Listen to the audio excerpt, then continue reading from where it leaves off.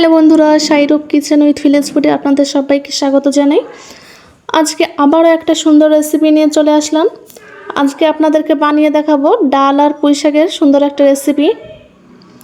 এই রেসিপিটি খেতে কিন্তু দুর্দান্ত হয়। তার জন্য নিয়ে নিলাম পুঁই শাক, আমি সুন্দর করে কেটে ধুয়ে নিয়েছি। এখানে নিয়ে নিয়েছি ডাল। কড়াইতে আমি ডাল পরিষ্কার করে ধুয়ে নিয়ে কড়াইতে দিয়ে দিলাম, পরিমাণ মতো জল দিয়ে দিলাম একটা বড় সাইজের পেঁয়াজ, 4টা কাঁচা লঙ্কা, 1 চামচ আদা বাটা। একটু নাড়াচাড়া করে আমি ঢাকনা দিয়ে সিদ্ধ হতে দেব।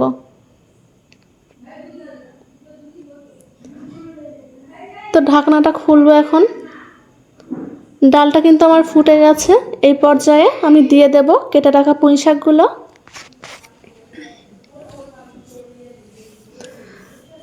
দিয়ে দেব হলুদ গুঁড়ো, ধনে গুঁড়ো আর জিরা গুঁড়ো দিয়ে একটু নাড়াচাড়া করে আবারও ঢাকনা লাগিয়ে দেব সিদ্ধ হওয়ার জন্য। আমি কিন্তু এখন লবণ দেব না, লবণ আমি একদম শেষ মুহূর্তে দেব। লবণ দিলে কিন্তু ডালটা একটু কম গলতে টাইম লাগে।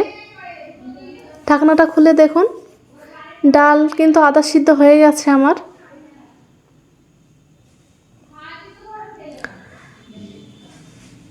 এখন দিয়ে দেব পরিমাণ মতো জল।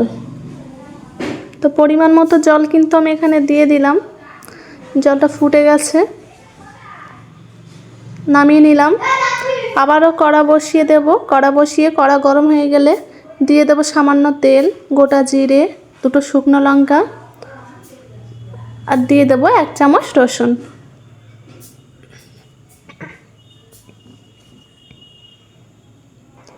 একটু ফ্রাই করে নিয়ে দেখুন, আমি রসুনটা ভালো করে ফ্রাই করে নিয়েছি। এবারে ফুটিয়ে রাখা ডাল আর পুঁই শাক দিয়ে দেব। আমি কিন্তু ফুটিয়ে রাখা ডাল আর পুঁই শাকটা দিয়ে দিলাম। এবার দিয়ে দিলাম স্বাদ মতো লবণ। লবণটা দিয়ে একটু নাড়াচাড়া করে আবারও ঢাকনা দিয়ে দেব।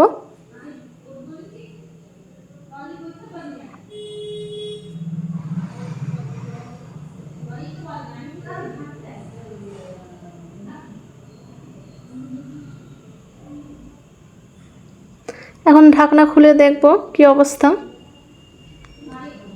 তো দেখুন, আমার কিন্তু ডাল আর পুঁই শাকের এই রেসিপিটি অলরেডি প্রায় হয়েই এসছে।